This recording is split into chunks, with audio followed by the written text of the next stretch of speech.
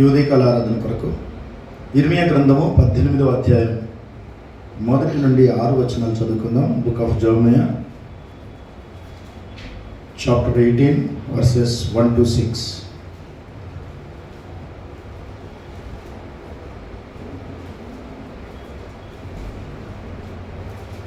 ఇర్మియా గ్రంథము 18వ అధ్యాయం 1 నుండి.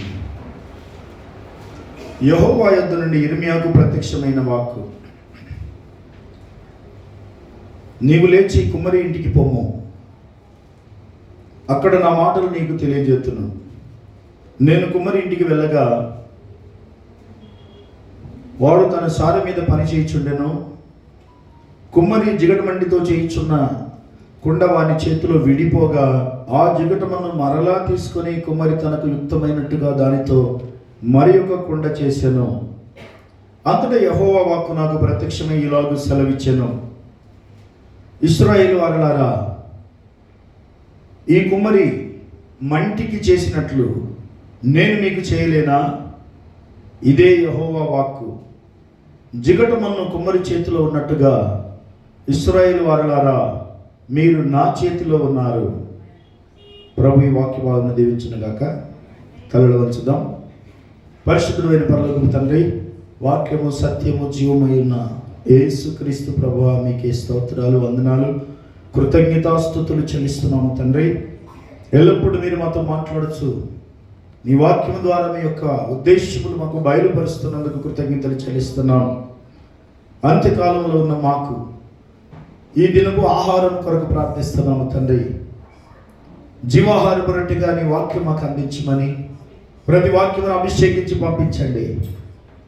సాతానిక అధికారం అంతటిని బంధించి పరిశుద్ధాత్మ అభిషేకం అధికారం కింద మీ స్వరమే మేము విన్నట్లు మా చెవులు, కన్నులు, హృదయాలు తెరవండి తండ్రి. ఆ దినమున శిష్యుల మనసులు తెరిచినప్పుడు, ఆ వాక్యము విప్పినప్పుడు వారి హృదయాలు తెరబడినట్టుగా ఈరోజు మా హృదయాలు తెరబడునుగాక, మా కన్నులు తెరబడునుగాక, మా అంతరంగం శుద్ధి చేయబడునుగాక. నీ వాక్యము నమ్ముటకును దాని ప్రకారం జీవించుటకు నీ యొక్క అభిషేకం మా మీద కుమ్మరించమని యేసుక్రీస్తును నీ నామములో ప్రార్థిస్తున్నాము తండ్రి. ఆమేన్. కూర్చోండి.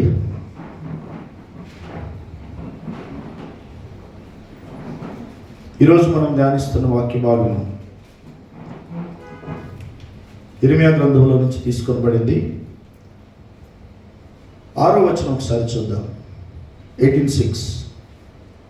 ఇశ్రాయేలు వారలారా, ఈ కుమ్మరి మంటికి చేసినట్లు నేను మీకు చేయలేనా? ఇదే యెహోవా వాక్కు. జిగటమన్ను కుమ్మరి చేతిలో ఉన్నట్టుగా ఇశ్రాయేలు వారలారా, మీరు నా చేతిలో ఉన్నారు. మీరు నా చేతిలో ఉన్నారు. You are in my hand. ఈరోజు today's topic is you are in my hand. మీరు నా చేతిలో ఉన్నారు. సే ఆమేన్, సే హల్లెలూయా. మీరు నా చేతిలో ఉన్నారు. ఇశ్రాయేలుల గురించి మాట చెప్పాడు. ఇశ్రాయేలు వారలారా, మీరు నా చేతిలో ఉన్నారు. You are in my hand, O house of Israel. ఇశ్రాయేలు ప్రజలు మాత్రమే దేవుడు ఏర్పరచుకున్న ప్రజలు ప్రపంచంలో. In the beginning or from the beginning. లోకంలో ఎంతోమంది ప్రజలున్నా ఒక ఇశ్రాయేలు, అబ్రహాము సంతానం మాత్రమే దేవుని ప్రజలుగా ఏర్పరచబడ్డారు. మిగిలిన వారంతా అన్ని జనులే. కానీ కాలం యొక్క అంతమందు, అంత్య దినములలో దేవుడి శరీరధారి మన మధ్యకి వచ్చినప్పుడు అన్ని జనులలో నుండి దేవుడు తన నామం కొరకు ఒక జనమును ఏర్పరచుకున్నాడు. అదే సంఘం, the church of Christ, the church of lord Jesus Christ, ప్రభుని యేసుక్రీస్తు యొక్క సంఘము. ఇర్మియాతో దేవుడు చెప్పిన మాటలు ప్రతిదీ కూడా ఇశ్రాయేలీయులను సరిచేయడానికి, వారిని సరిదిద్దడానికి, వారిని సరైన మార్గంలో నడిపించడానికి చాలాసార్లు ఇర్మియాను అనేక విధాలుగా ఉపమానాల ద్వారా నడిపించాడు. యెహోవా యొద్ద నుండి ఇర్మియాకు ప్రత్యక్షమైన వాక్కు, నీవు లేచి కుమ్మరి ఇంటికి పొమ్ము, అక్కడ నా మాటలు నీతో తెలియజేస్తున్నాను. ఇర్మియాతో దేవుడు చెప్పాడు. ఏం చెప్పాడు?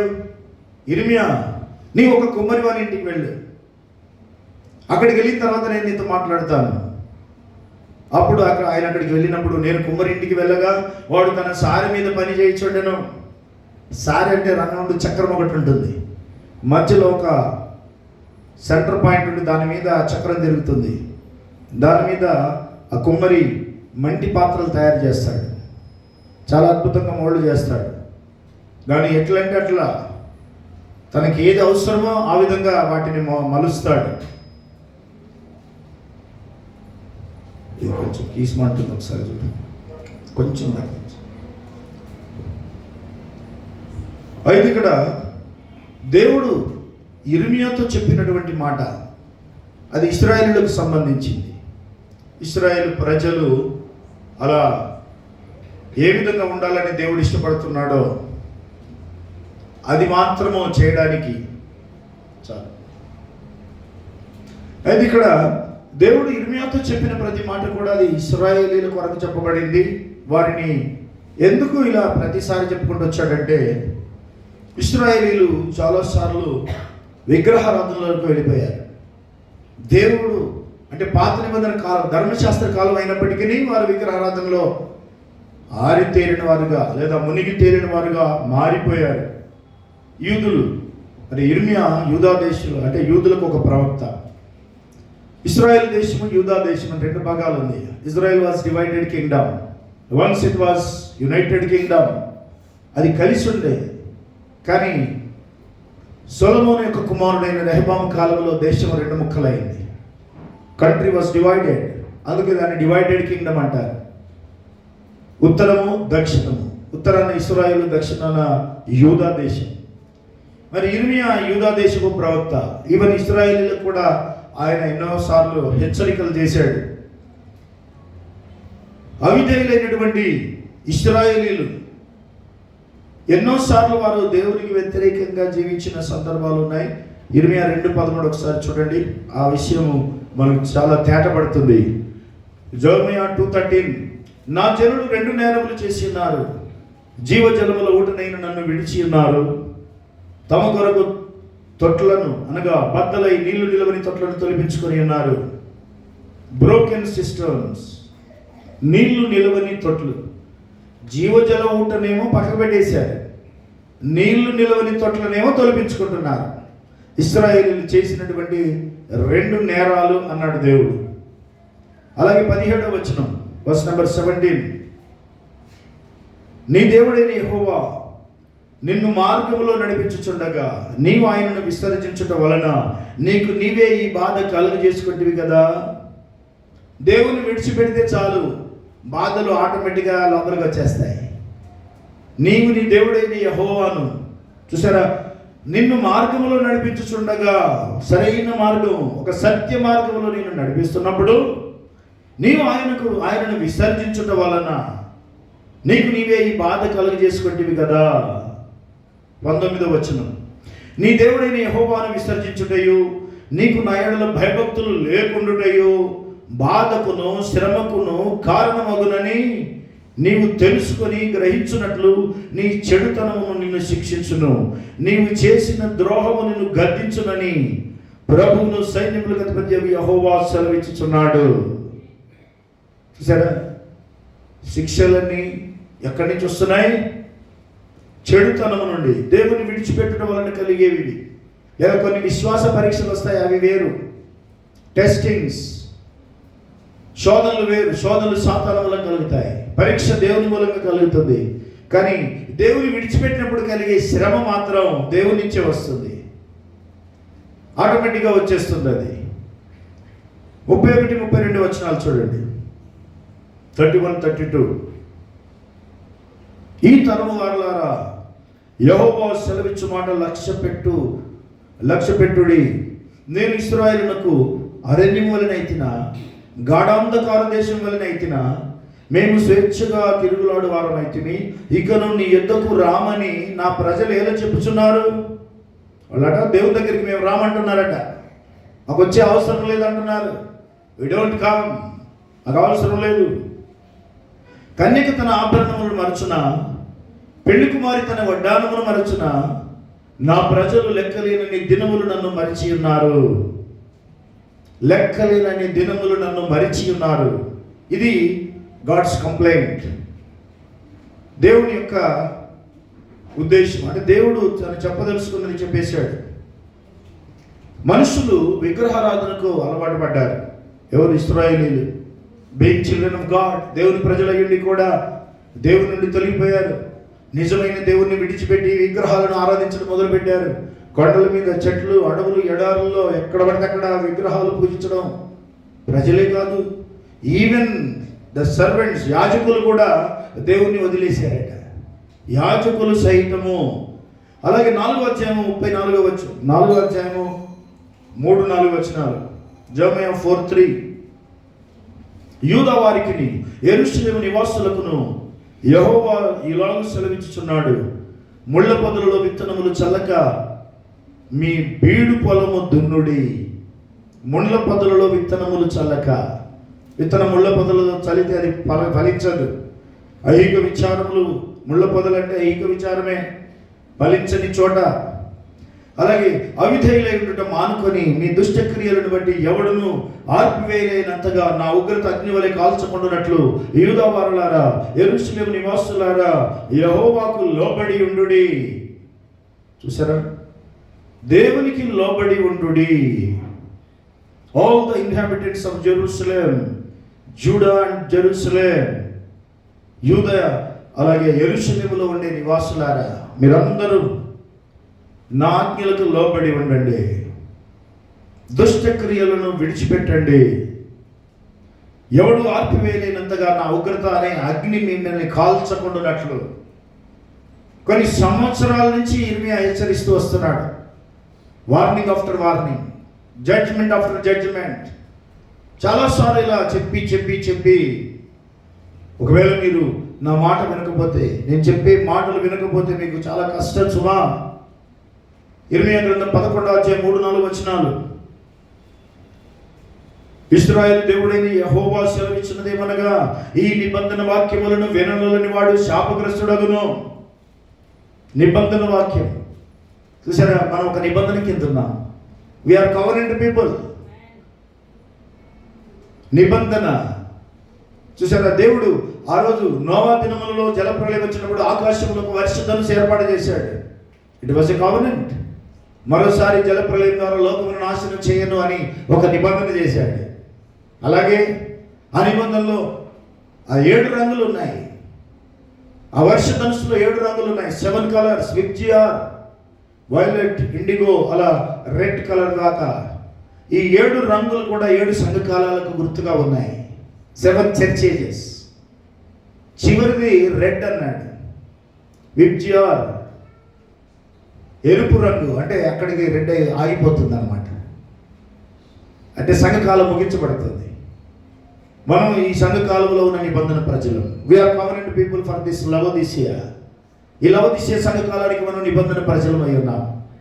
దేవుడు ఏర్పరచుకున్న ప్రజలు, నిబంధన ప్రజలు, covenant people. They are under some covenant. ఆమేన్. మనం ఒక నిబంధన కింద ఉన్నాం. ఒక నిబంధన వాక్యం కింద ఉన్నాం. కట్టుబాట్లతో కూడినటువంటి వాక్యం కింద మనం ఉన్నాం. ఈ కట్టుబాట్లు ఏంటి అంటే కుదరదు. ఆ కట్టుబాట్ల కిందనే ఉండాలి. ఒక ఎద్దు ఆ కాడి కింద ఉండకపోతే ఆ బండిని లాగలేదు, దానివల్ల ఏ ప్రయోజనం ఉండదు. ఎందుకంటే దాని ఒక కాడి కింద దాన్ని కట్టేశారు. కట్టుబాట్ల కింద కొన్ని కట్లు ఉన్నాయి.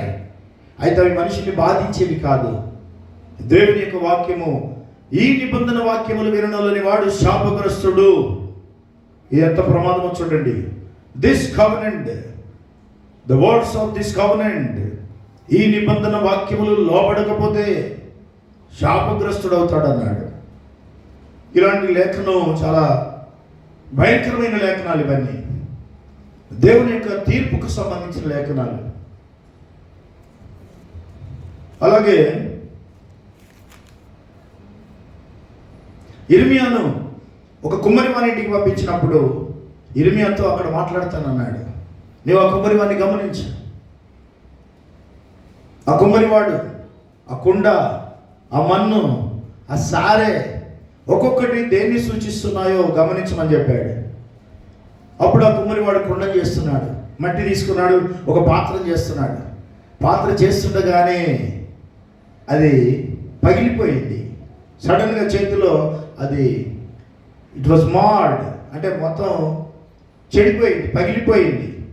మళ్ళీ అదే మట్టిని తీసుకొని ఇంకొక మంచి పాత్ర చేయదలుచుకున్నాడు. చేస్తాడు కూడా, అలాగే చేస్తాడు. అలా చేస్తున్నాడు. యెహోవా యొద్ద నుండి ఇర్మీయాకు ప్రత్యక్షమైన వాక్కు 18వ అధ్యాయంలో, నీవు లేచి కుమ్మరి వాని ఇంటికి వెళ్ళుము, నీవు లేచి కుమ్మరి ఇంటికి పొమ్ము, అక్కడ నా మాటలు నీకు తెలియజేతును. నేను కుమ్మరి ఇంటికి రాగా, కుమ్మరి ఇంటికి వెళ్ళగా వాడు తన సారె మీద పని చేయించుండెను. కుమ్మరి జిగటమంటితో చేయించున్న కుండ వాని చేతిలో విడిపోగా ఆ జిగటమన్ను మరలా తీసుకొని కుమ్మరి తనకు యుక్తమైనట్టుగా దానితో మరి ఒక కుండ చేసాను. అవును, కుమ్మరి ఆ మంటిని తీసుకొని తనకు ఇష్టమైన పాత్రగా ఏదంటే అది చేయగలడు. ఎందుకంటే తన మనసులో ఒక పాత్ర ఉంటుంది, ఒక ఆలోచన ఉంటుంది, దాన్ని ఎట్లా మలచాలంటే అట్లా మలుస్తాడు. ఇవన్నీ కూడా మనకు సాదృశ్యంగా ఉన్నాయి. ఆ కుమ్మరివాడు ఒక వ్యక్తి, అలాగే దేవుడు ఒక కుమ్మరికి పోల్చబడ్డాడు. God is the potter, potter and the clay, కుమ్మరివాడు మరియు మన్ను. అయితే మన జీవితాలు ఏదో అదృష్టం మీదనో ఇంకా దేని మీద ఆధారపడి లేవు. We are in the hands of God. మనం దేవుని చేతిలో ఉన్నాం. లోకంలో ఉన్న ప్రజలు అదృష్టం మీద ఆధారపడతారు, ఫేట్ అంటారు. మన ఫేట్ కాదు, ఇక్కడ దేవుడు.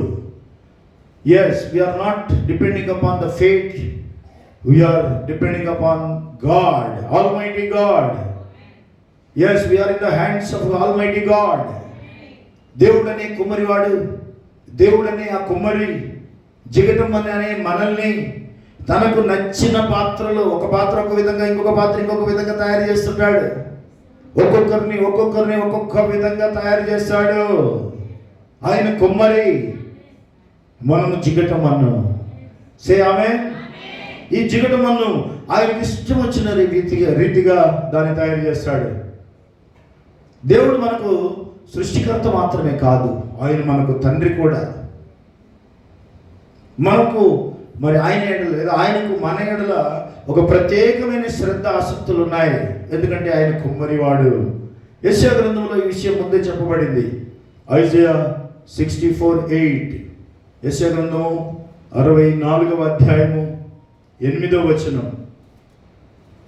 యెహోవా, నీవే మాకు తండ్రివి, మేము జిగటమన్ను, నీవు మాకు కుమ్మరివాడవు, మేమందరము నీ చేతి పని అయి ఉన్నాము. సే ఆమేన్. సే హల్లెలూయా. ఏదో అదృష్టవశాత్తో లేదా దురదృష్టవశాత్తో మనం భూమి మీద బ్రతకడం లేదు. మనం దేవుని చేతిలో ఉండి బ్రతుకుతున్నాం. We are in the hands of God. మనం దేవుని చేతిలో ఉన్నాం. యెషయా అంటున్నాడు, యెహోవా, నీవే మాకు తండ్రివి, మేము జిగటమన్ను, నీవు మాకు కుమ్మరివాడవు, మేమందరం నీ చేతి పని అయి ఉన్నాము. చూసారా, ఆ కుమ్మరి వారి చేతిలో ఉన్నటువంటి ఆ జిగటమన్ను ఏ పాత్రకైనా చేయొచ్చు. ఎటువంటి పాత్ర చేస్తాడో కుమ్మరి వారి ఇష్టం. ఆ పాత్ర నన్ను ఇలా ఎందుకు చేసావని అడగదు. అలా పాత్ర చేయబడే సమయం అది. 18వ అధ్యాయంలో ఈ 18th చాప్టర్లో ఆ పాత్రను తయారు చేయడం, అలాగే ఆ పాత్ర కనుక ఒకవేళ అది చేతిలోనే విడిపోతే వెంటనే అదే మట్టి తీసుకొని మరొక పాత్ర చేస్తాడు.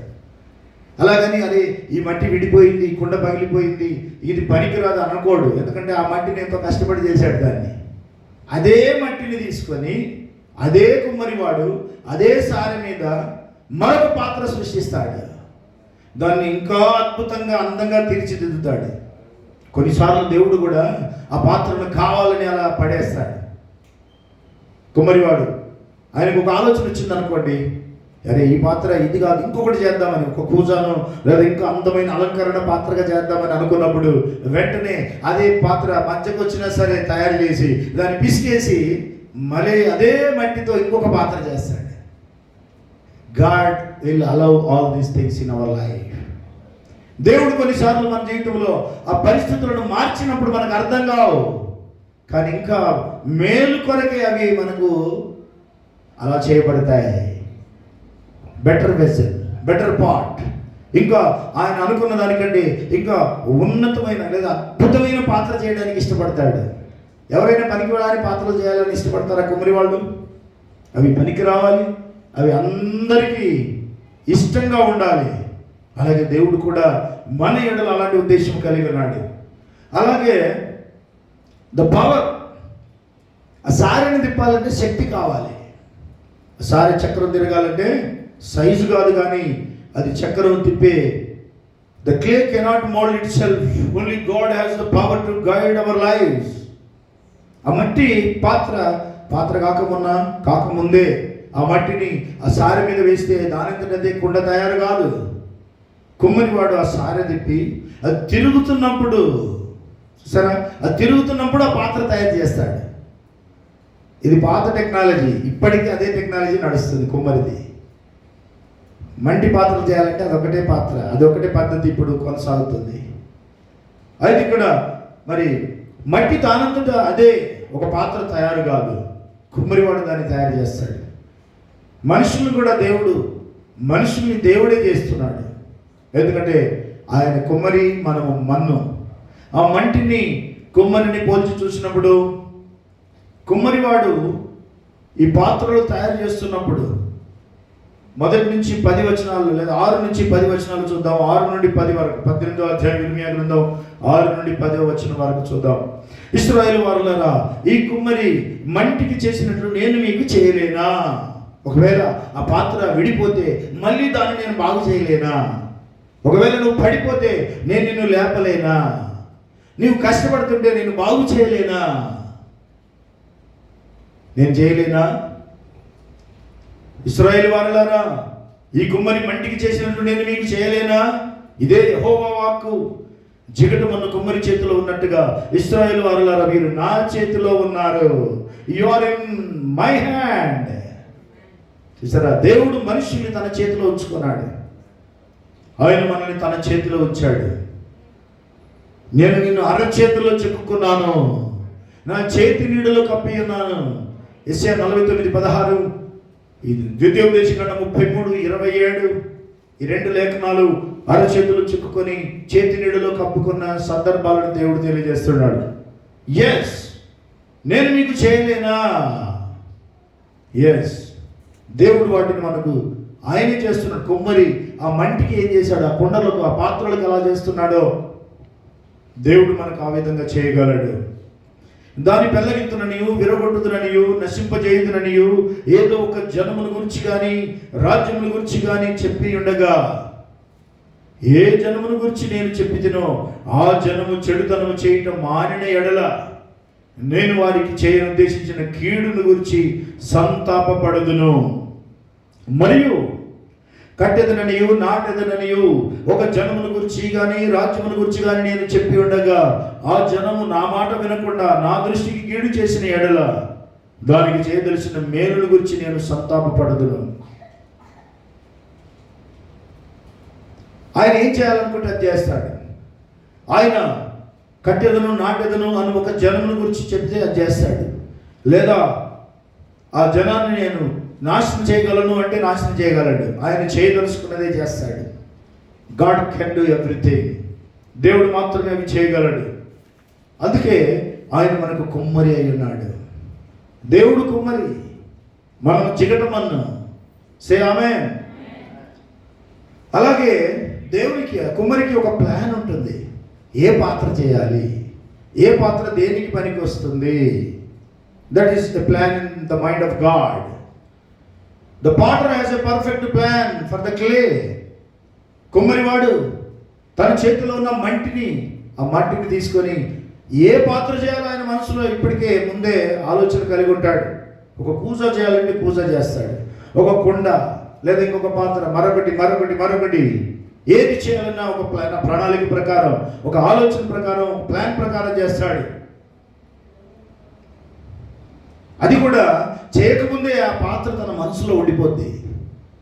ఇది ఇలా చేస్తే బాగుంటుంది అంటే అది చేసిన తర్వాత ఎలా ఉంటుందో ముందే ఆ పాత్రను చూస్తాడు.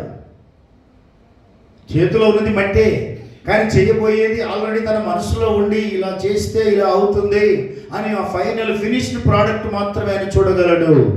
అలాగే దేవుడు కూడా God has a perfect plan for our lives. దేవునికి కూడా ఒక ప్రత్యేకమైన ఉద్దేశం ఉన్నది మన ఎడల. కుమ్మరివాడు ఆ మంటికి చేసినట్టు దేవుడు మనకు చేయగలడు. కొన్ని ఘనమైన పాత్రలు, కొన్ని ఘనహీనమైన పాత్రలు అంటాడు. అది దేవుని ఇష్టం. దేవుడు తను ప్రేమించే వారి కొరకు ఏమి సిద్ధపరచునో అవి కంటికి కనబడవు, చెవికి వినబడవు, హృదయమునకు అర్థం కావు. 1 కొరింథీయులు 2:9, 1 Corinthians 2:9.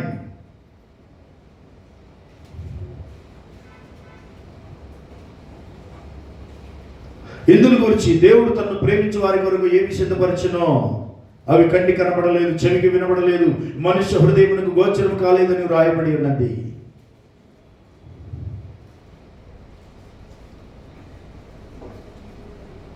మనకైతే దేవుడు వాటిని తన ఆత్మ వలన బయలుపరిచి ఉన్నాడు. ఆత్మ అన్నిటిని, దేవుని మర్మములను కూడా పరిశోధించుచున్నాడు. దేవునికి మహిమ.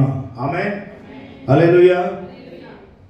దేవుడు తన ఉద్దేశ ప్రకారం as per the will, as per the perfect plan మన జీవితంలో మనం ఏమై ఉండాలో ఆయన ముందే ఎరిగి ఉన్నాడు. మనం ఆయన మాట ప్రకారం ఉంటేనే అవి జరుగుతాయి. సే హల్లెలూయా. అవును, సిద్ధపరిచిన మేలు, అలాగే సిద్ధపరిచిన రాజ్యము.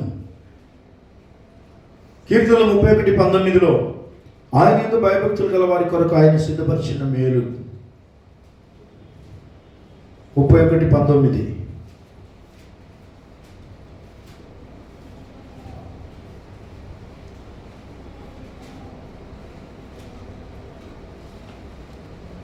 కీర్తనల గ్రంథం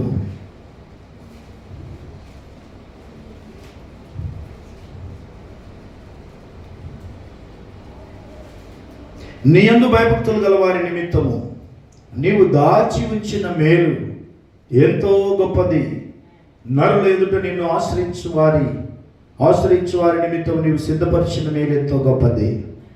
నరుల ఎదుట దేవుని ఆశ్రయించడం, ఆయన యందు భయభక్తులు గల వారి కొరకు ఆయన సిద్ధపరిచిన మేలు. The prepared great thing, goodness which is goodness.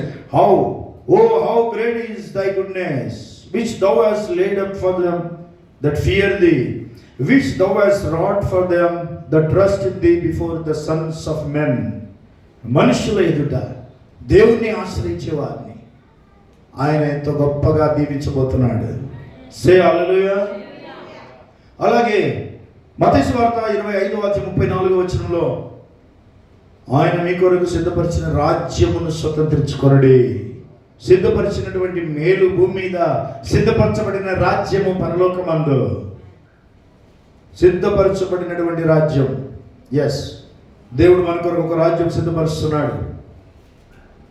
అప్పుడు రాజు తన కుడివైపున ఉన్న వారిని చూచి, నా తండ్రి చేత ఆశీర్వదింపబడిన వారలారా, రండి, లోకం పుట్టినది మొదలుకొని మీ కొరకు సిద్ధపరచబడిన రాజ్యమును స్వతంత్రించుకోనండి.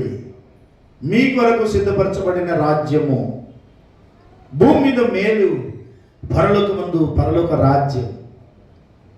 Prepared place for the prepared people. సిద్ధపరచబడిన రాజ్యము సిద్ధపరుస్తున్నటువంటి ప్రజల కోసమే. అలాగే హెబ్రీ పత్రిక 11:16 హీబ్రూస్ 11:16.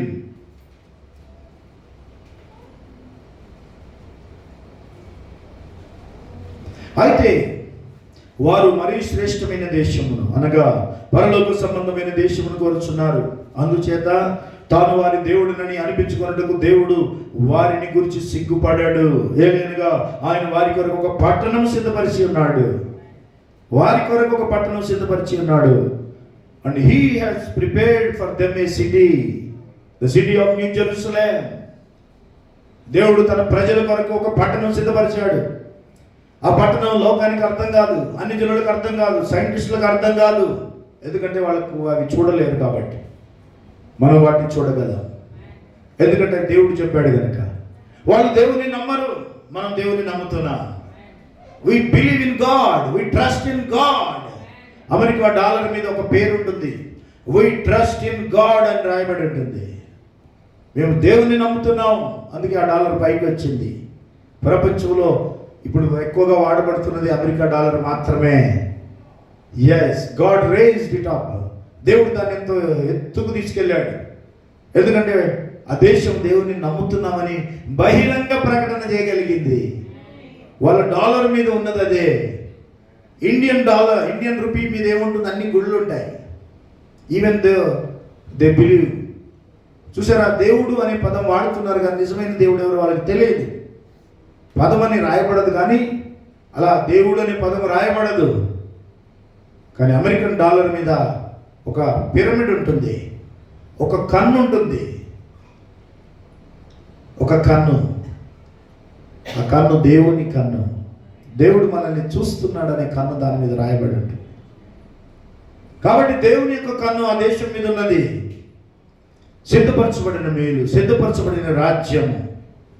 ఒక కుమ్మరి ఆ కుండకు లేదా ఆ మట్టికి చేయబోయేది ఎంత దేవునికి, మరి దేవుడు తన ప్రజలకు మధ్యలో పోల్చి చెబుతున్నాడు. అలాగే పేషెన్స్, ఓపిక. కుమ్మరికి ఎన్నిసార్లు ఆ కుండ చితికిపోయిన దాన్ని మరోసారి దాన్ని బాగు చేస్తాడు. The Potter patiently works the clay and moulds it shape. ఒక స్వరూపానికి వచ్చేంత వరకు దాన్ని మౌల్డ్ చేస్తూనే ఉంటాడు. దేవుడు కూడా అంతే. Yes, God patiently directs in our life. చాలా ఓపికగా దేవుడు మనల్ని నడిపిస్తుంటాడు. ఆయన ఓపిక మనకు ఉండదు. మనకు అన్ని తొందరగా అయిపోవాలి. బటన్ నొక్కగానే ఫ్యాన్ వచ్చినట్టు, లైట్ ఎరిగినట్టు వెంటనే అయిపోవాలి. దేవుడు మన జీవితంలో ఒకవేళ ఆయనకు అవసరం మధ్యలోకి వచ్చిన తర్వాత కూడా పాత్ర బాగలేదంటే దాన్ని ఆ కుమ్మరి దాన్ని వేరొక పాత్రగా తీర్చిదిద్దుతాడు, తయారు చేస్తాడు. అంటే మన జీవితంలో దేవుడు కొన్ని బ్రేక్స్ తీసుకొస్తాడు. చాలా ఇబ్బందులు వస్తాయి, కానీ మనం ఏమనుకుంటామంటే దేవుడు మనల్ని వదిలేశాడేమో అనుకుంటాం. దేవుడు విడిచిపెట్టే ప్రసక్తి లేదు. కుమ్మరి తన మంటిని ఎలాగైతే విడిచిపెట్టాడో ఆ పాత్ర పరిపూర్ణంగా తయారు చేసేంత వరకు, చివరికి ఏం చేస్తాడో తెలుసా? కుమ్మరి మట్టి మిగిలితే పెద్ద పాత్రలకు మిగలకపోతే చిన్న చిన్న పాత్రలు చేస్తాడు లాస్ట్కు. మనం రొట్టె చేసేటప్పుడు కూడా, చపాతీలు చేసేటప్పుడు మనం మొదట అన్ని పెద్ద చపాతీలు చేస్తాం, చివరికి మిగిలి చిన్న పిండి కూడా చిన్న చపాతీ అయినా చేసేస్తాం. పిండి మాత్రం వేస్ట్ కాకుండా చూస్తాం. సే ఆమేన్, సే హల్లెలూయా. ఎస్, ఏదో ఒక పాత్రగా తయారు చేస్తూనే ఉంటాడు. దేవుడు అంతే. లార్డ్ జీసస్ క్రైస్ట్ మరి ఆయన ఉద్దేశాలు మనలో నెరవేర్చడానికి ఆయన అలా చేస్తాడు. 18వ అధ్యాయంలో ఇర్మియాను కుమ్మరి వారి దగ్గరికి వెళ్ళమన్నాడు. అదే 19వ అధ్యాయంలో ఏం చేశాడో తెలుసా? 19వ అధ్యాయానికి వచ్చేటప్పటికి ఆయన ఒక కుమ్మరి తయారు చేసిన ఒక కూజ కొనమన్నాడు. కొని ఒక లోయ దగ్గరికి వెళ్ళమన్నాడు. ఆ లోయలో ప్రకటన చేయమన్నాడు. అవన్నీ లేఖనంలో ఉన్నాయి. అయితే అది తీర్పు లోయగా ఉంటుంది. దేవుని మాటకు లోబడిన వారికి అక్కడ ఆ కుండ పగలగొట్టి దాని ముక్కలుగా పగలగొడతాడు ప్రజల ముందే.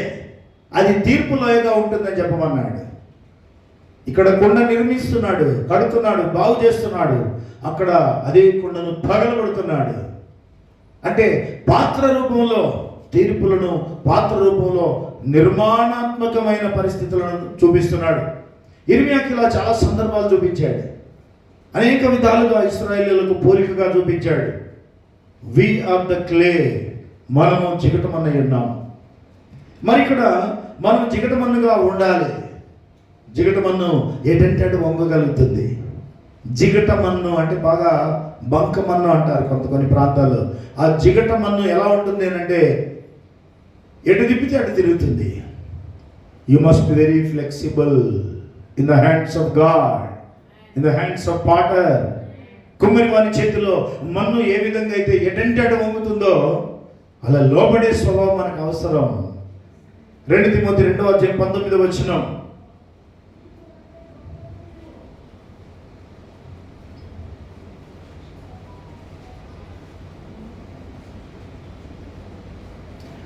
అయినను దేవుని యొక్క స్థిరమైన పునాది నిలకడగా ఉన్నది. ప్రభు తన వారిని ఎరుగును అనున్నదియు, ప్రభు నామమును ఒప్పుకుని ప్రతివాడు దుర్నీతి నుండి తొలగిపోవలెను అనున్నది. గొప్ప ఇంటిలో వెండి పాత్రలు బంగారు పాత్రలు మాత్రమే గాక కర్రవియు మంటివియు కూడా ఉండును. వాటిలో కొన్ని ఘనతకు కొన్ని ఘనహీనతకు వినియోగింపబడును. ఘనమైన పాత్రలు, ఘనహీనమైన పాత్రలు, మంటి పాత్రలు, వెండి పాత్రలు, కర్ర పాత్రలు ఉంటాయి. ఇలా రకరకాల పాత్రలు ఉంటాయి. దేవుడు ఎవరిని దేనికి నియమిస్తాడో వాళ్ళు దానికి సూట్ అయిపోతారు. మరి మనమైతే మంటి ఘట్టం. మంటి ఘట్టములలో మాత్రం మనకు మహిమైశ్వర్యం ఉన్నది. 2 కొరింథీయుల 4:7 ప్రకారం మనము ఒక మంటి ఘట్టం అయి ఉన్నాం. ఘటం అంటే కుండ, మంటి కుండ. మనము ఒక కుమ్మరి చేతిలో చేయబడినటువంటి మంటి కుండ. కానీ ఈ మంటి కుండలో మహిమైశ్వర్యం ఉన్నది. మహిమైశ్వర్యం అంటే పరిశుద్ధాత్మ. It is nothing but the Holy Ghost. ఈ మట్టి ఘటములలో పరిశుద్ధాత్మ కార్యాలు జరుగుతాయి. మట్టి ఘటములలోనే దేవుని యొక్క మహిమ దాగి ఉన్నది. ఇర్మియాతో దేవుడు చెప్పాడు, నీవు రాసిన ఈ గ్రంథాలను, ఈ లేఖనాలను చుట్టి మంటి కుండలో పెట్టి ఎక్కడో ఒక చోట దాచిపెట్టమన్నాడు. ఇప్పటికీ ఆ మట్టి కుండలో ఉన్న పాత్రలు లేదా ఈ లేఖనాలు, గ్రంథాలు, చుట్టబడిన గ్రంథాలన్నీ దొరుకుతున్నాయి. అవన్నీ ఎక్కడో పడితే అక్కడ దొరకట్లేదు, ఒక మంటి కుండలోనే దొరుకుతున్నాయి. ఎందుకో తెలుసా? మట్టి కుండలో ఉండేది ఏది పాడవదు, చెడిపోదు. అది అలాగే సంవత్సరాలు, వందలు, వేల సంవత్సరాలు అట్లే చెదిరిపోకుండా, అది పాడవకుండా మరి చాలా జాగ్రత్తగా భద్రపరచబడుతుంది. ఇప్పుడు దొరికిన స్క్రిప్చర్స్ అన్నీ దాదాపుగా మట్టి కుండలో దొరికినవే. ఇర్మియాతో దేవుడు అదే చెప్పాడు. అలాగే ఇక్కడ మట్టి కుండలో, మట్టి గడపలలో మనకు మహిమైశ్వర్యం ఉన్నది. 2 కొరింథీయులు 4:7 ఆ లేఖనం మనందరికీ తెలుసు. కాబట్టి ఆయనను ఆ బలాధిక్యము మామూలమైనది కాక దేవుని దేవుడున్నట్లు మంటి గడ్డములలో ఈ ఐశ్వర్యము మాకు కలదు. ఐశ్వర్యం, the excellency of the power may be of God, the treasures in earthen vessels.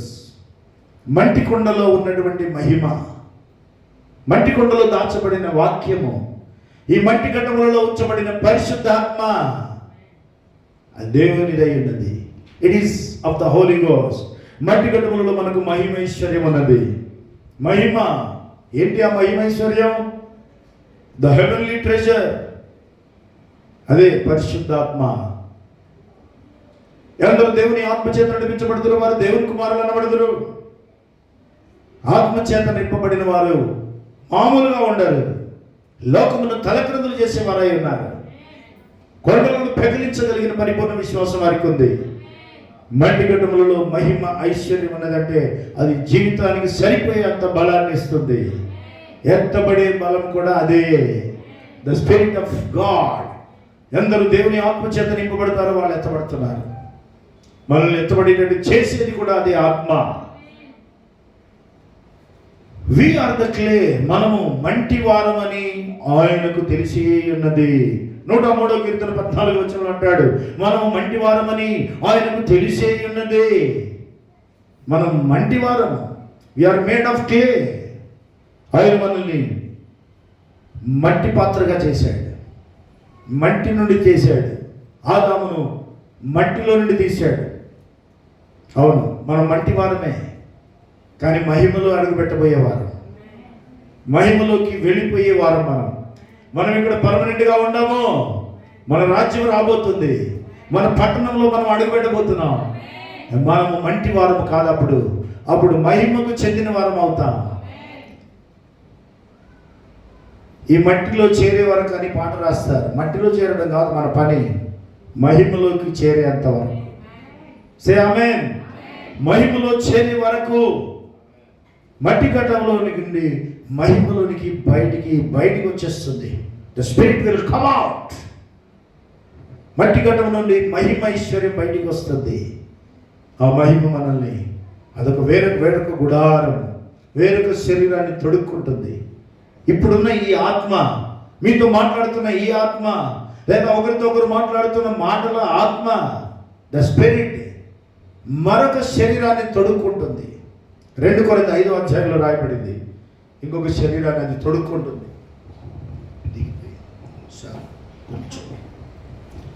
మట్టి ఘటము చూసారా? మట్టి ఘటం అనేది ఈ మట్టి శరీరంలో ఉన్నటువంటి మహిమైశ్వర్యం ఏదైతే ఉందో ఆ మహిమైశ్వర్యము పరిశుద్ధాత్మ లేదా మనలో ఉన్న ఆత్మ నడిపించబడే మరి ఆ పరిశుద్ధాత్మ మనల్ని ఎప్పుడైతే భూమి మీద నడిపిస్తుందో, మనిషి చనిపోయిన తర్వాత, మనిషి చనిపోగానే ఏం జరుగుతుంది? ఆత్మ బయటికి వస్తుంది. ఆత్మ డైరెక్ట్ పరలోకం పోయే శక్తి లేదు. అందుకే థియోఫనీ అనే ఒక శరీరాన్ని, ఒక గుడారాన్ని మరీ తొడుక్కుంటుంది. The body is already waiting for us. మనిషి చనిపోగానే శరీరంలో నుంచి ఆత్మ ఎప్పుడైతే బయటకు వస్తుందో ఆ వాక్యపు శరీరాన్ని, థియోఫనీ బాడీ అంటే ఎక్కడి నుంచి అయినా దూసుకుని వెళ్ళగలిగే ఒక శరీరం ఆ ఆత్మ మీదకి వచ్చి తొడుక్కుంటుంది. ఈ శరీరం ఈ గుడారం నుంచి ఇంకో గుడారం లోపలికి వెళ్ళిపోతుంది. ఆ గుడారం నుండి ఇంకొక పరలోకపు ఇంటికి వెళ్ళిపోతుంది. ఒక రెప్పపాట్లో ఇది జరిగిపోద్ది. సే ఆమేన్. సైంటిస్టులకు అర్థం కాని విషయాలు కొన్ని ఉంటాయి. ఒక మనిషి పుట్టగానే గట్టిగా కేక వేస్తాడు చిన్నపిల్లవాడు. ఎందుకో తెలుసా? ఆత్మ వ్యక్తి లోపల జ్వరబడుతుంది. గర్భంలో ఉన్నప్పుడు ఆత్మ రాదట, శరీరం మాత్రమే ఫామ్ అవుతుంది. పుట్టిన మరుక్షణమే దేవుని యొద్ద నుండి ఆత్మ వ్యక్తి లోపల ప్రవేశిస్తుంది. సైంటిఫిక్గా వాళ్ళు దాన్ని రుజువు చేయలేరు, కానీ ఆ ఏడుపు మాత్రం ఏడుస్తున్నాడంటే ఆత్మ వచ్చేసింది, లేదా బతికే మనిషి అని. అలాగే దేవుడు మనల్ని ఈ లోకం నుంచి పరలోకానికి చేర్చాలంటే కూడా మరి ఆయన మనకు తన గుడారం, తన ఇంట్లో చేర్చుకోవడానికి ఈ శరీరం మీద మరొక గుడారం తొడిగి వాక్యపు శరీరాన్ని ఇచ్చి, ఏ వాక్యం అయితే మనం వింటున్నామో, ఏ వాక్యం అయితే మనల్ని సిద్ధపరుస్తుందో, ఏ వాక్యం మనం నమ్ముకున్నామో ఆ వాక్యమే, అదే వాక్యము మనకు ఒక శరీరముగా ఫామ్ అయిపోద్ది. Another body, that body is going away, పరలోకానికి వెళ్ళిపోతుంది. సే ఆమేన్. చాలా దూరం వెళ్ళిపోతుంది. మనం మంటి వారమే, కానీ మహిమతో నింపబడుతున్నాం. ఆమేన్. ఇక చక్రం ఉన్నది, wheel. The wheel is the life, or the life is the wheel. ఆ వీల్ తిరిగితేనే, ఆ చక్రం తిరిగితేనే ఆ కుండ తయారయ్యేది. తిరగకుండా తయారు కాదు. తల్లి గర్భంలో శిశువు తిరగకపోతే డాక్టర్లు వెంటనే దానికి సొల్యూషన్ ఏదో ఒకటి చేస్తారు తిరిగేటట్లుగా. అలాగే ఈ చక్రం మీద ఆ మన్ను తిరుగుతూ ఉండాలి. That is life. Yes, the wheel is run around swiftly by the potter himself and he alone controls the wheel. ఆ కుమ్మరివాడు ఆ కర్ర పెట్టి ఆ చక్రాన్ని తిప్పుతుంటాడు. తిప్పుతున్నప్పుడే ఆ కుండ తయారవుతుంది. అవును, దేవుడు మన జీవితాన్ని నడిపిస్తేనే అది నడుస్తుంది. మనంతటి మనం మన జీవితాన్ని నడుపుకోలేం. అవును, ఎస్, ఓన్లీ గాడ్. అది కంట్రోల్డ్ బై గాడ్. కుమ్మరివాడు ఆ సారిని ఏ విధంగా అయితే తిప్పుతాడో అదే విధంగా దేవుడు మన జీవితాన్ని ఏదో మనం అదృష్టవశాత్తు లేదా ఒక మరో విధంగా కాకుండా దేవుని చేతులు తిప్పబడుతున్నాం అనేది మర్చిపోవద్దు. We are controlled by God. మనం దేవుని చేత నడిపించబడుతున్నాం. మనంతటి మనం నడవడం లేదు. మనకు తెలియకుండానే మనం నిద్రపోతున్నాం. ఆ నిద్రపోయినప్పుడు ఏం జరుగుతుందో మనకు తెలియదు. తిరిగి లేస్తున్నాం. మనం తిన్న ఆహారం ఏం జరుగుతుందో మనకు తెలియదు. త్రాగిను ఏదైనా సరే, everything is led by God, controlled by God. మన భవిష్యత్తు కూడా దేవుని చేతిలోనే ఉన్నది, మన చేతిలో లేదు. దేవుని ప్రేమించే వారికి రోమా 8:28 అనగా ఆయన సంకల్పం చొప్పున పిలువబడిన వారికి మేలు కలుగుటకై సమస్తము సమకూడి జరుగుచున్నవని ఎరుగుదుము. నువ్వు దేవుని ప్రేమిస్తున్నావా? That's all. That qualification is enough. నిజంగా నువ్వు దేవుని ప్రేమిస్తే నీ కొరకు అన్ని సమకూడి జరుగుతాయి. ఎప్పటికైనా అన్ని సమకూడి జరుగుతాయి. ఎందుకంటే దేవుని మాట, it is the word of God. ఆయన నీతిని రాజ్యమును మొదలు వెతకండి, మత్తయి 6:33లో అవన్నీ మీకు అనుగ్రహించబడతాయి, మీ వెంబడొచ్చేస్తాయి. Seek the kingdom of God first. దేవుని రాజ్యాన్ని మొదలు వెతకండి. మనం లోకంలో ఎన్నో వెతుకుతాం, దేవుని రాజ్యం తప్ప. కానీ నిజమైన విశ్వాసి, ఒక రక్షణ పొందినవాడు, ఏర్పాటులో ఉన్నవాడు, యేసుక్రీస్తు రక్తంలో కడగబడిన వాడు, యేసుక్రీస్తు నామంలోనికి ముద్రించబడిన వాడు పైన వాటిని వెతుకుతాడు. కొలస్సీ 3:1లో రాయబడిన ప్రకారం వీరు క్రీస్తుతో కూడా లేపబడిన వారైతే పైన వాటిని వెతుకుడి. అక్కడ క్రీస్తు దేవుని కుడిపార్శ్వమున కూర్చుని ఉన్నాడు.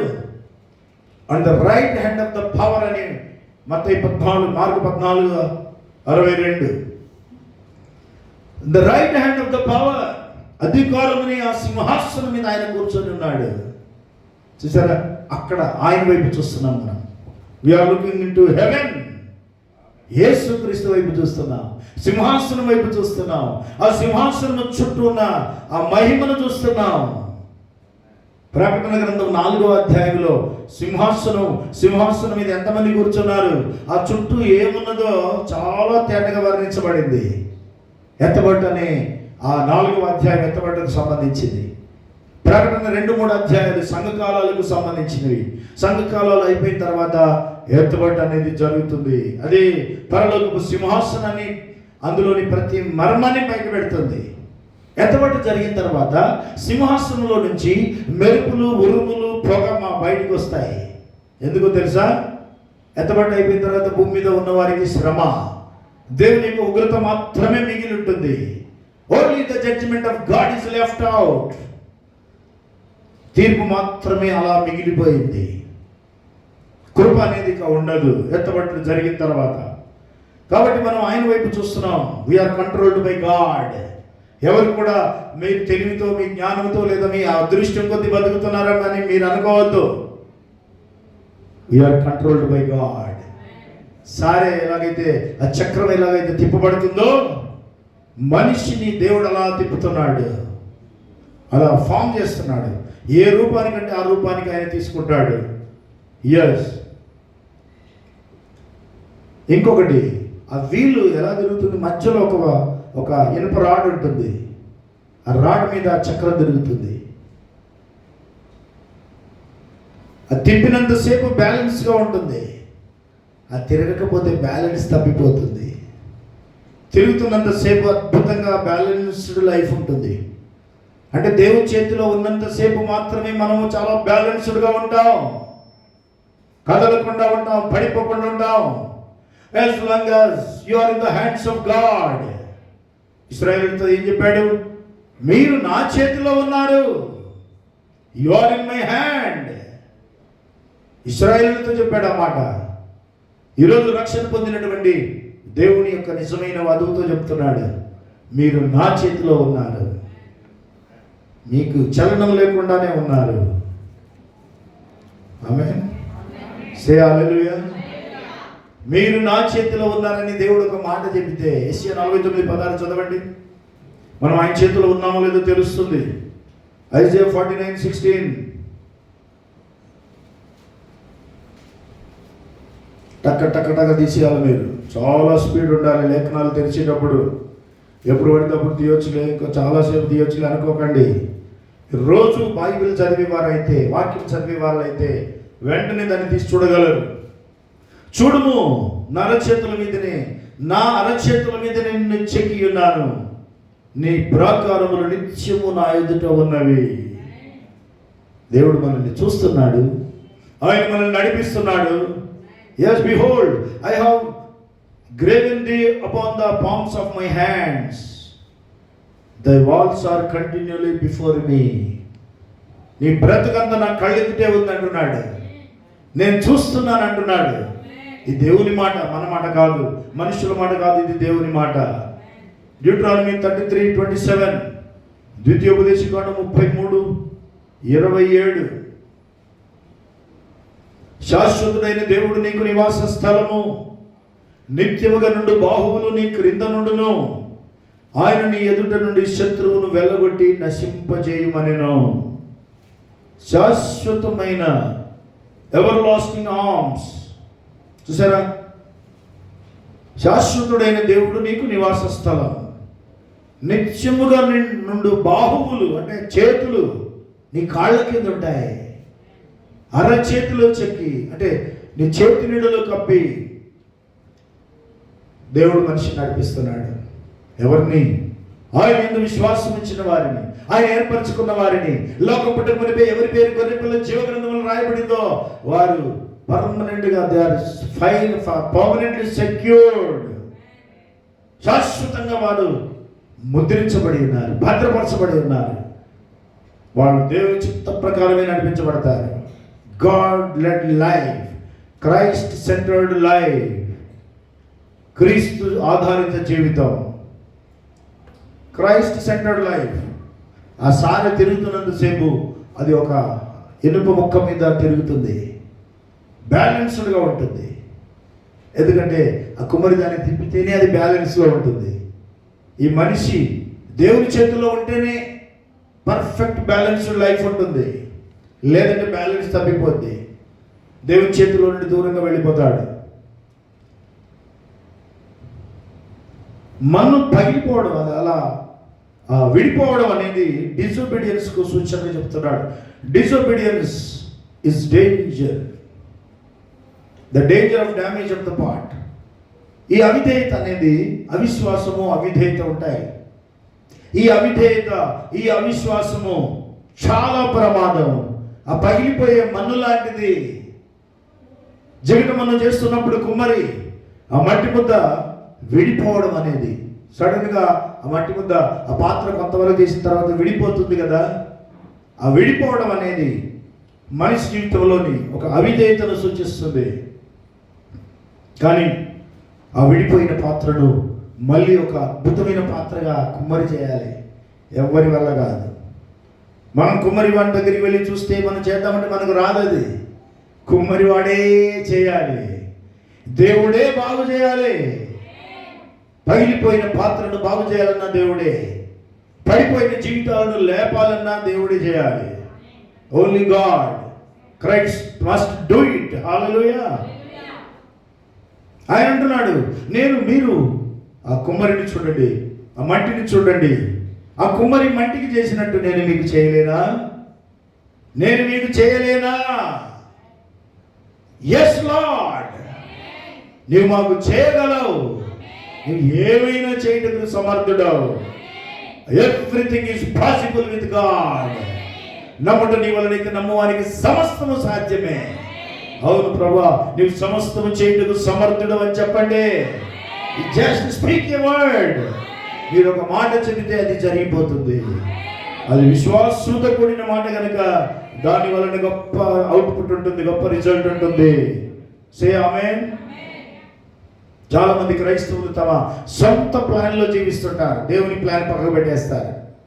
Christians making our own plans and marring lifes. అంటే ఆ కుండ విడిపోయినట్టుగా జీవితాలను అలా పాడు చేసుకుంటున్నారు చాలా మంది క్రైస్తవులు. దేనివల్ల అంటే తమ సొంత ఆలోచన వలన, సొంత ప్రణాళిక వలన, దేవుని చిత్తం కాకుండా తమ సొంత చిత్త ప్రకారము పనులు చేయడం వల్ల గాడ్స్ ఓన్ ప్లాన్ పక్కకు పెట్టేసి people in their own plan they are living outside the will of God.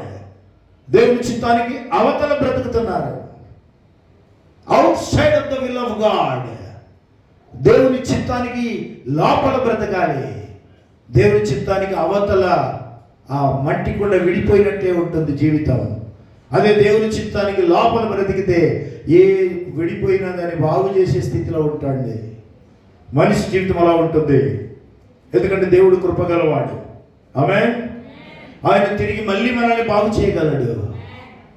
ఆయన మనల్ని ఏమైనా చేయగలడు. Is able to do anything.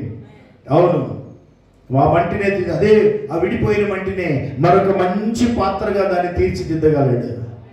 కుమ్మరి చేతిలో ఉన్న పనితనం అది, కుమ్మరికి వచ్చినటువంటి జ్ఞానం అది, లేదా కుమ్మరి యొక్క ఆలోచన విధానం అది. సమ్టైమ్స్ నో, మీరు తెలుసుకోండి, మీరు పాపంలో ఉన్నారు, లేదా పాపులే, యు ఆర్ సిన్నర్స్. మట్టి లాంటి వారు ఆ వీల్ మీదకి రండి, దేవుడు దాన్ని పగలగొట్టి లేదా ఆ చెడిపోయిన దాన్ని అయినా బాగు చేయగలడు, ఒక అద్భుతమైన అందమైన పాత్రగా తీర్చిదిద్దగలడు. ప్రవక్త అంటున్నాడు, మీరు ఎక్కడికి వెళ్ళినా ఆ పాత్ర మళ్ళీ బాగు చేయబడదు. అదే సార మీదకి రావాలి, అదే కుమ్మరి చేతిలోకి రావాలి, అది మన్నై ఉండాలి. ఏంటంటే మరి స్టిఫ్గా ఉండడానికి వీల్లేదు, సాఫ్ట్గా ఉండాలి, తగ్గింపుగా ఉండాలి, దీని మనసు రావాలి.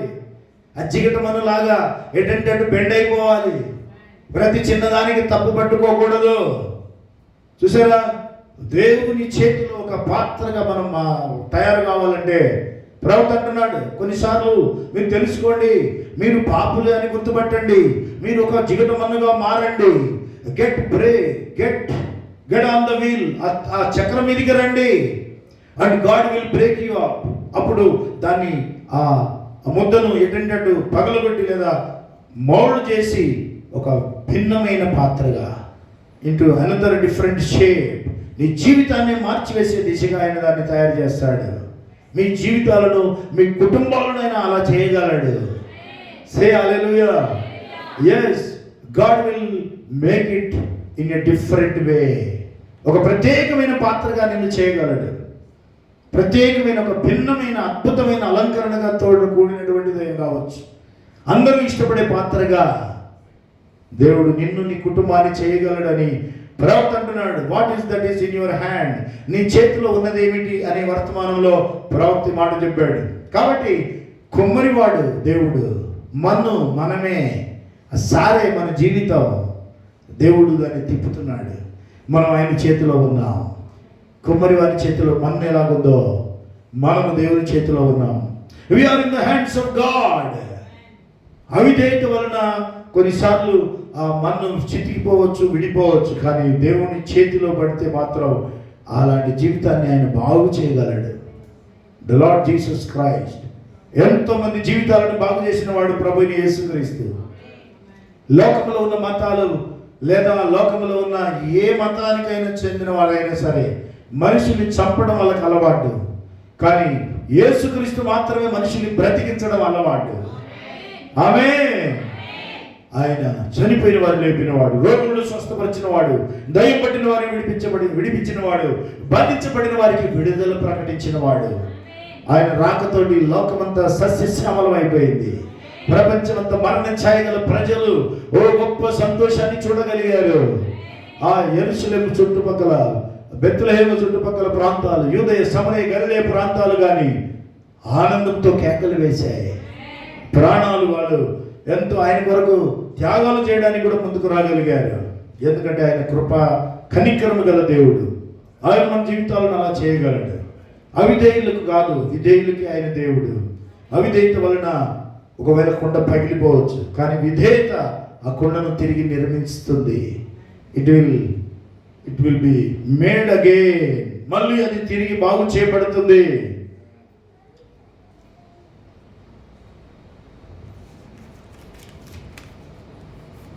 ఇర్మియాతో మరొక సందర్భంలో దేవుడు, నీవు 35వ అధ్యాయం, ఇర్మియా గ్రంథం 35వ అధ్యాయం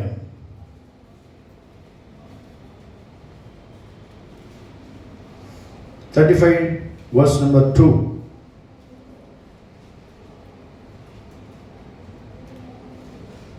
35వ అధ్యాయం 2వ వచనం. నీవు రేకాబీల యొద్దకు పోయి వారితో మాట్లాడి యెహోవా మందిరములోని గదులలో ఒక దారిలోనికి వారిని తోడుకొని వచ్చి త్రాగుటకు వారికి ద్రాక్షారసం ఇమ్మని సెలవీయగా, నేను ఇర్మియా కుమారుడును యెజన్యా మనవడునైన హబజ్యాన్యాను అతని సహోదరులను అతని కుమారులందరినీ అనగా రేకాబీల కుటుంబీకులందరినీ తోడుకొని వచ్చి తిని. దేవుడు ఇర్మియాతో చెప్పాడు, రేకాబీలు అని ఒక జాతి ప్రజలు ఉన్నారు. ఆ రేకాబీలు, రేకాబు అనే ఆయన సంతతి వారు. మరి రేకాబీల దగ్గరికి వెళ్ళు, వాళ్ళను తీసుకొని వచ్చి వారికి ఒక ప్రత్యేకమైన ఏర్పాటు చేయి. మరి యెహోవా మందిరములో దైవజనుడకు ఇగ్దలియా కుమారుడైన హనాను కుమారుల గదిలోనికి వారిని తీసుకొని వచ్చి తిని అది రాజుల గదికి సమీపమున ద్వారపాలకుడును షల్లూం కుమారునైన మయసేయా గదికి పైగా ఉండెను. నేను రేఖావేయుల ఎదుట ద్రాక్షరసంతో నిండిన పాత్రలను గిన్నెలను పెట్టి ద్రాక్షరసము త్రాగుడని వారితో చెప్పగా, వారు, మా పితరుడగు రేఖాబు కుమారుడైన యెహోనాదాబు మీరైనను మీ సంతతి వారైనను ఎప్పుడునూ ద్రాక్షరసమును తాగకూడదు అని మాకు ఆజ్ఞాపించను కనుక మేము ద్రాక్షరసము త్రాగము. మరియు మీరు ఇల్లు కట్టుకొనవద్దు, విత్తనము విత్తవద్దు, ద్రాక్ష తోట నాటవద్దు, అది మీకు ఉండనే కూడదు. మీరు పరవాసము చేయు దేశంలో దీర్ఘాయుష్మంతులగునట్లు మీ దినములన్నీ గుడారములలోనే మీరు నివసింపవలనని అతడు మాకు ఆజ్ఞాపించాను. ఈ విషయాన్ని ఇశ్రాయేలులకు నేర్పడానికి దేవుడు రేఖాబేయుల దగ్గరికి ఇర్మియాను పంపించాడు.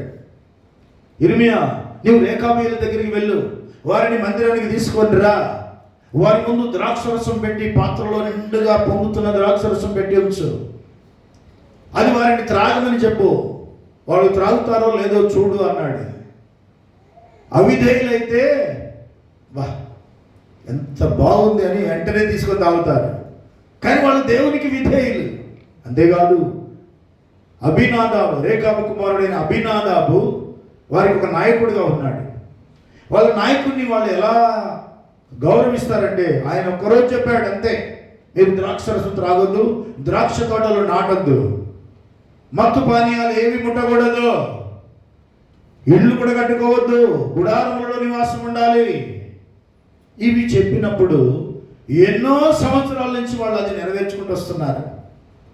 ఇర్మియాతో దేవుడు చెప్పాడు, వాళ్ళకు నీవు తెచ్చి ద్రాక్షరసం త్రాగమని చెప్పు, త్రాగుతారేమో చూడు అన్నాడు. వాళ్ళు అన్నారు, మేము మా పితరుని మాట జవదాటము, హద్దు దాటిపోము, మీరము. ఆయన మాకు ఒక మాట చెప్పాడు, మేము అది చేస్తాం, మేము త్రాగము, దేవుడు చెప్పినా తాగమన్నారు. యెహోవా ఇలాగూ సెలవిస్తున్నాడు అన్నాడు ఇర్మియా వెళ్ళి. యెహోవా చెప్పని ఇంకెవరన్నా చెప్పని నేను తాగమని చెప్పారు వాళ్ళు. చూసారా? 7వ వచనం మరియు 8వ వచనం, కావున మా పితరుడైన రేఖాబు కుమారుడగు యెహోనాదాబు మాకు ఆజ్ఞాపించిన సమస్త విషయములలో అతని మాటను బట్టి మేము గాని, మా భార్యలు గాని, మా కుమారులు గాని, మా కుమార్తెలు గాని ద్రాక్షరసము త్రాగుటలేదు. మా తండ్రి అయిన యెహోనాదాబు మాకు ఆజ్ఞాపించిన సమస్తమును బట్టి మేము విధేయులు మగునట్లుగా కాపురమునకు ఇల్లు కట్టుకొనటలేదు, ద్రాక్షరసములు గాని పొలములు గాని సంపాదించుటలేదు, విత్తనమునైనను చల్లుటలేదు, గుడారములలోనే నివసించుచున్నాము. చూసారా? మా పితరుని మాట మేము దాటి మాట్లాడము, జీవించము. ఆయన ఏం చెప్పాడో అది చేస్తాం. అది మా విధేయత.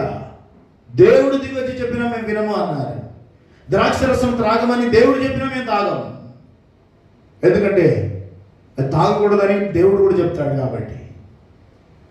విధేయత, రేఖాబీల విధేయత. ఈరోజు వధువుకు ఉండాల్సిన విధేయత ఈ రేంజ్లో ఉండాలి.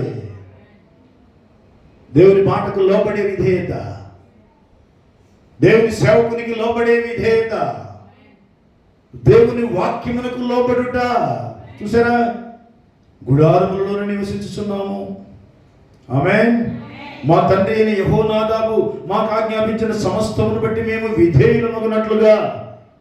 ఆయన ఇప్పుడు లేనే లేడు, ఎన్నో సంవత్సరాల క్రితం చనిపోయినవాడు, కానీ ఆయన మాట మాత్రం వారి హృదయాలలో అలాగే నిలిచిపోయింది. విధేయత అంటే ఆ రేంజ్లో ఉండాలి.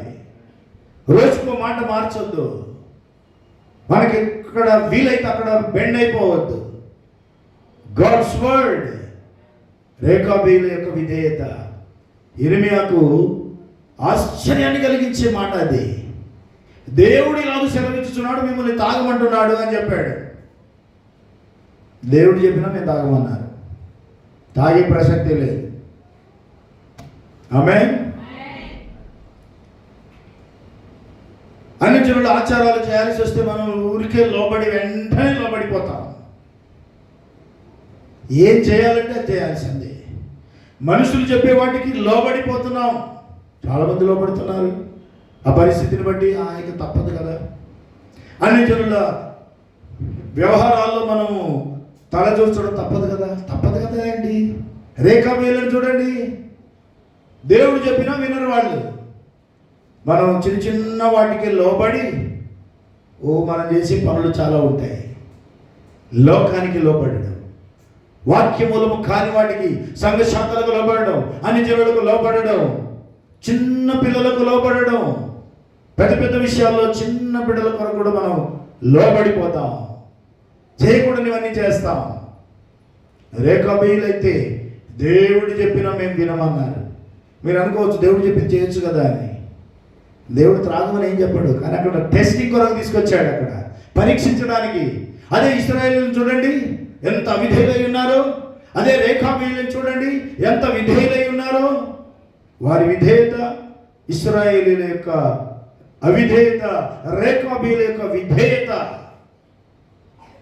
ఒక మనిషికి వాళ్ళు లోబడుతున్నారు, కానీ వీళ్ళు దేవునికే లోబడడం లేదు. డిసొబీడియన్స్, అవిధేయత వలన కలిగే నష్టం ఇంత అంతా కాదు. అందుకే ఇర్మియాతో దేవుడు చెప్పాడు, ఒక కూజా తీసుకో, కుమ్మరివాడు తయారు చేసిన ఒక మట్టి కూజా తీసుకొని వెళ్ళు, హిన్నోము లోయలోకి వెళ్ళు, పెద్దలందరినీ తీసుకొని వెళ్ళి అక్కడికి. అందరి ముందు దేవుడి దేశాన్ని, అవిధేయులను మరి శత్రువుల చేతికి అప్పగించబోతున్నాడు, బబులోను దేశానికి అప్పగించబోతున్నాడని ప్రకటన చేయి. వాళ్ళు చూస్తుండగానే ఆ కుండ పగలగొట్టు, ముక్కలు ముక్కలుగా పగలగొట్టు. పగిలిపోయిన తర్వాత ఈ దేశాన్ని దేవుడి కుండలాగా చేయబోతున్నాడు అని ప్రకటన చేయమన్నాడు. అది తీర్పు లోయగా మారిపోయింది. తీర్పు లోయ, ఆ లోయలో తీర్పు లోయగా దాని పేరు వచ్చేసింది అప్పటికే. దానివల్ల అంటే వాళ్ళు దేవుని మాటకు లోబడలేదు. డిసొబీడియన్స్, అవిధేయత. దేవునికి అవిధేయులంటేనే అసహ్యం, మనుషులకే అసహ్యం. అవిధేయులంటే, మాట వినని వారంటే, దేవుని వాక్యమునకు లోబడిన వాళ్ళంటే అసహ్యం. Definitely there will be judgment. తప్పకుండా అక్కడ తీర్పు అనేది ఉంటుంది. దేవుని యొక్క తీర్పులు ప్రమాదకరమైనవి. మనం దేవుని మాటకు లోబడాలి, దేవుని సన్నిధికి సమయానికి రావాలి, భయపడాలి. రేఖాబీల యొక్క విధేయత. మనం ఈరోజు వధువుగా అత్యంత ఉన్నతమైన స్థానంలో పిలువబడినటువంటి వారముగా ఉన్నాం. రేఖాబీల కంటే గొప్పగా ఉండాలి. శాస్త్ర పరిశీలన నీతి కంటే మీ నీతి అధికము కాని ఎడల మీకు దేవుని రాజ్యం కూడా కనబడదన్నాడు. You cannot see the kingdom of God. దేవుని రాజ్యమును మీరు చూడలేరు అన్నాడు. యెహోనాదాబు మాట, ఒక పితరుడు ఎప్పటి వాడో పితరుడు, ఆయన మాట తరాలుగా వారు లోబడుకుంటూ వస్తున్నారు. Very nice. రేఖాబీల విధేయత ఈరోజు వధువుకు ఒక సవాలు. It's a challenge. మన దేవుడు లేడు, లేదా మన ఇష్టం వచ్చినట్టు జీవించవచ్చు అని మనం అనుకుంటున్నాం. దేవుడున్నా ఏం పట్టించుకోవడం అనుకుంటున్నాం. మెల్లమెల్లగా స్లో పాయిజన్ లెక్కన పనిష్మెంట్స్ వస్తాయి. దేవుని మాటకు మనం లోబడడం అనేది దేవుడు మనకిచ్చినటువంటి గొప్ప ఆధిక్యత. అక్కడ అవిధేయతకు విధేయతకు భేదం చూపించడానికి రేఖాబీలను ముందు పెట్టాడు. రేఖాబైట్స్ వెరీ ఒబీడియంట్స్. వాళ్ళు చూడండి, దేవుడు చెప్పాడని చెప్పాడు, ఈయన చెప్పమని చెప్పాడు అంతే. దేవుడు చెప్తున్నాడు మీరు త్రాగండి అని. మేము దేవుడు చెప్పినా తాగేది లేదన్నారు. మన దేవుడు చెప్పాడు కదా, తప్పదు తాగుదామని మనం తాగుతాం. తాగుతారా లేదా? తాగేవాళ్ళు కూడా ఉన్నారు, త్రాగుతారు. ద్రాక్షరసం తాగుతారు, ద్రాక్షరసం తాగేవాళ్ళు ఉన్నారు. ద్రాక్షరసం అంటే గ్రేప్స్ జ్యూస్ కాదు, వైన్, మత్తు కలిగించేది. అది ఏదైనా ముట్టొద్దు అన్నాడు. అసలు ద్రాక్ష తోటలే నాటొద్దని చెప్పాడు. చూసారా? తప్పులేదనుకునే వాళ్ళు చాలామంది ఉన్నారు. చాలా తప్పు, చాలా తప్పు. దేవుడు చెప్పింది మనం చేయాలంతే. మనకు నచ్చింది చేయడానికి కాదు మనం ఇక్కడ ఉన్నది. సారే ఆపితే ప్రాణం ఆగిపోద్ది. సారే తిప్పడం ఆగిపోతే చక్రం, జీవిత చక్రం ఆగిపోతుంది ఒక రోజులో. God can stop it. At the same time God can run it for ever and ever. దేవుడు దాన్ని, ఆ చక్రాన్ని తిప్పగలడు, ఆపగలడు కూడా. అది కుమ్మరి వారి చేతిలో ఉంది. ఎవరు మమ్మల్ని ఏం చేయలేరని మనం అనుకోకూడదు. We are in the hands of God. మనం దేవుని చేతిలో ఉన్నాం. సే ఆమేన్. హల్లెలూయా. నా అరచేతిలో మిమ్మల్ని చెక్కుకున్నాను అన్నాడు. మనం దేవుని చేతిలో ఉన్నాం. అవును, పెళ్లి కుమారుడు పెళ్లి కుమార్తె ఎలా ఉంటారు? ఆ గొర్రె పిల్ల పెళ్లి విందులో ఒకరి చేయి ఒకరు పట్టుకుంటారు. పెళ్లి కుమారుడు పెళ్లి కుమార్తె చేయి పట్టుకున్నాడు. ఎస్, ఈరోజు నీ చేయి యేసుక్రీస్తు చేతిలో ఉన్నది. సే ఆమేన్. యోహాను 3:29 అంటాడు, పెళ్లి కుమార్తె గలవాడు పెళ్లి కుమారుడు. పెళ్లి కుమార్తె గలవాడు పెళ్లి కుమారుడు. అంటే పెళ్లి కుమార్తె చేయి పెళ్లి కుమారుని చేతిలో ఉన్నది. సే ఆమేన్. ప్రవక్తలు ఉన్నారు, వాళ్ళు దేవుని చేతిలో ఉన్నారు. సమూయేలు ఉన్నాడు, దేవుని చేతిలో ఉన్నాడు. కానీ ఏలీ కుమారులు ఉన్నారు చూసారా, వారు సాతాను చేతిలో ఉన్నారు. అవును, ఇశ్రాయేలీయులు దేవుని చేతిలో ఉన్నారు. కానీ లోకమంతా కూడా సాతాను చేతిలో ఉంది. ప్రపంచం సాతాను చేతిలో ఉంది. కానీ వధువు దేవుని చేతిలో ఉంది. The bride is in the hands of God. The hands of bridegroom. పెళ్లి కుమారుడి చేతిలో ఉంది. పెళ్లి కుమారుడు ఆ పెళ్లి కుమార్తెను అలా గట్టిగా పట్టుకొని ఉన్నాడు. తీసుకొని పోవాలి నివాస గృహానికి. సే ఆమేన్. దేవునికి స్తోత్రం కలుగును గాక. ప్రతి సంఘకాలంలో చూడండి, ఎఫెసు సంఘకాలం జారిపోయే సంఘకాలంగా మిగిలిపోయింది. అదే స్వర్ణ సంఘకాలం దేవుని కొరకు శ్రమ అనుభవించిన సంఘకాలం, సఫరింగ్ చర్చ్. పెరగమ సంఘకాలము లోకంలో తిరుగుతున్నటువంటి సంఘం, వరల్డ్లీ చర్చ్. లోకం అంటే ఇష్టం, లోకానుసారంగా జీవించడమే. అదే త్వేతైర సంఘకాలం అన్రిపెంట్ చర్చ్, అన్రిపెంటెంట్ చర్చ్, మారు మనసు పొందనొల్లని సంఘకాలము. అలాగే సార్థి సంఘకాలం డయింగ్ చర్చ్, బ్రతుకున్నామన్న పేరు మాత్రమే ఉన్నది కానీ మృతుడవే అన్నాడు. ఫిలదెల్ఫియా సంఘకాలం సర్వింగ్ చర్చ్, పరిచయం చేసే సంఘకాలం. అలాగే లౌదిక సంఘకాలం ఉంది చూడండి, అది నులివెచ్చని సంఘకాలం, ఎటుగాని సంఘకాలం, దరిద్రమైన సంఘకాలం. ఇప్పుడు ఆ సంఘకాలంలో మనం ఉన్నాం. లౌదిక సంఘకాలం అపోస్టేట్ చర్చ్, మొదటి సంఘకాల బోధను పక్కకు పెట్టినటువంటి సంఘకాలం, ఫాల్స్ చర్చ్ అన్నమాట ఇప్పుడున్నది. అందుకే దాన్ని నేను ఉమ్మివేయను ఉద్దేశించుచున్నాను, నోట్లో నుంచి ఉమ్మేస్తానన్నాడు లౌదిక సంఘకాలాన్ని. అందుకే లౌదిక సంఘకాలం చివరి సంఘకాలం అని చెప్పడానికి ఒక రుజువు ఉంది. ప్రకటన గ్రంథం 3వ అధ్యాయము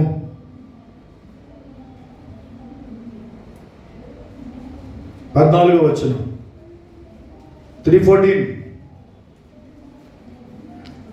లౌదికలో ఉన్న సంఘపు దూతకి ఇలాగ వ్రాయము, ఆమేన్ అన్నవాడు నమ్మకమైన సత్య సాక్షియు దేవుని సృష్టికి ఆదిలైన వాడు చెప్పు సంగతులు ఏమనగా. ఆమేన్ అన్నవాడు. ఆమేన్ అంటే 7వ సంఘకాలం, ముగింపు సంఘకాలం. ప్రార్థన అయిపోయిన తర్వాత మనం ఆమేన్ అంటాం. ఎందుకు?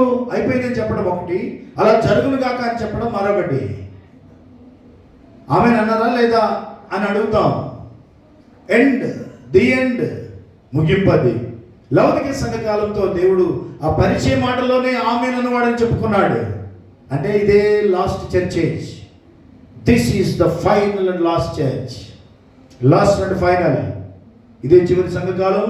అంతేకాకుండా ఇవి చివరి దినాలు, last days, end days. The time is going to be end.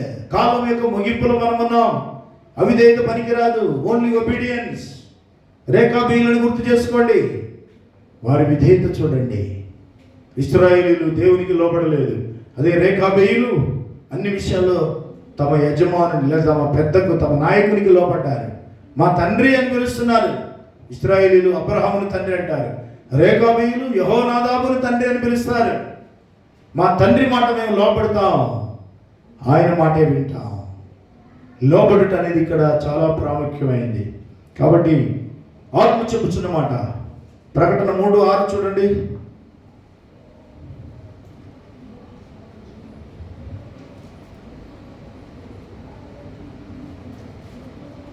ఆత్మ చెప్పుచున్నమాట చెవి గలవాడు వినుగాక. అంటే ఇలా ఈ చివరి మాట, చివరి సంఘకాలం చివరి మాట 22వ వచనం. సంఘములతో ఆత్మ చెప్పుచున్నమాట చెవి గలవాడు వినుగాక. ఆత్మ, ఈ సంఘకాలపు ఆత్మ చెప్పే మాట వినాలి. ఏ సంఘకాలం కాదు, అన్ని సంఘకాలాలు ముగించబడ్డాయి. ఇక చివరి సంఘకాలం ఒకటే ఉంది. ఈ కాలంలో ఈరోజు దేవుడు నిర్ణయించిన ఆత్మ చెప్పుచున్నమాట చెవి గలవాడు.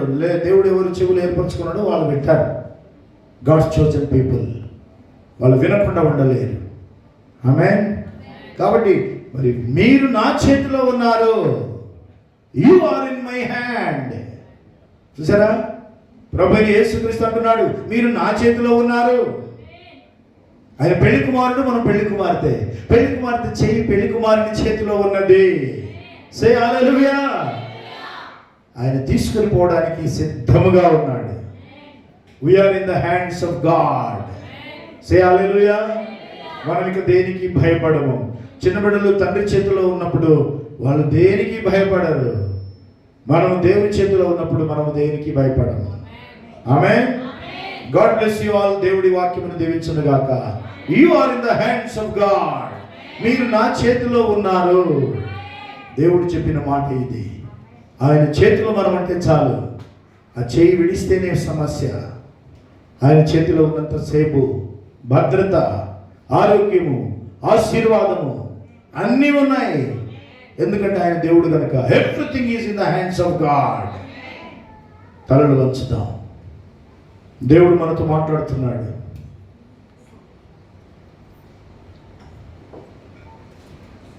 మనం ఆయన చేతిలో ఉన్నాం. మన ప్రభువైన యేసుక్రీస్తు చేతులు మన చేతులు ఉన్నాయి. ఆయన మనల్ని నడిపిస్తున్నాడు. ఎందరూ దేవుని ఆత్మచేత నడిపించబడుతున్నారు వారు దేవుని కుమారులు అనబడుదురు. ఆయన మనల్ని నడిపిస్తున్నాడు కనుక మనం ఆయనకు మరొకసారి సమర్పించుకుందాం. రేఖాబేయులను జ్ఞాపకం చేసుకుందాం. ఇశ్రాయేలీయులు అవిధేయులైతే రేఖాబేయులు విధేయులై ఉన్నారు. అపవిత్రమైనది ముట్టకుండా నియమం ప్రకారం, కట్టడ ప్రకారం, ఆజ్ఞ ప్రకారం నడుచుకుంటున్నారు. They were very much obedient to the word of God. మరి మనము క్రీస్తు వాక్యం మీలో సమృద్ధిగా నివసింపనీయుడి అని రాయబడిన ప్రకారం, వాక్య ప్రకారం మనం వధువు కాలం ఇది, వధువులు సిద్ధపడే కాలం కనుక, ఎత్తబడే కాలం కనుక మనం సిద్ధపరచుకుందాం. లోబడి ఉండడానికి నేర్చుకుందాం. అన్నింటినీ క్రమముగా ఉంచడానికి నేర్చుకుందాం. Let us obey the voice of God. పరిశుద్ధుడైన పరలోకపు తండ్రి, మీరు మాతో మాట్లాడుతున్న ప్రతి మాట కాలానుగుణముగా ఈ దినముల కొరకు నిర్ణయించబడిన ఈ వర్తమానం బట్టి కృతజ్ఞతలు చెల్లిస్తున్నాం. ఇశ్రాయేలీయులను మా ముందు ఉంచారు ప్రభువా. రేఖాబీయులను మా ముందు ఉంచారు నాయన. ప్రవక్త ఇర్మియా మా ముందు ఉన్నాడు ప్రభువా.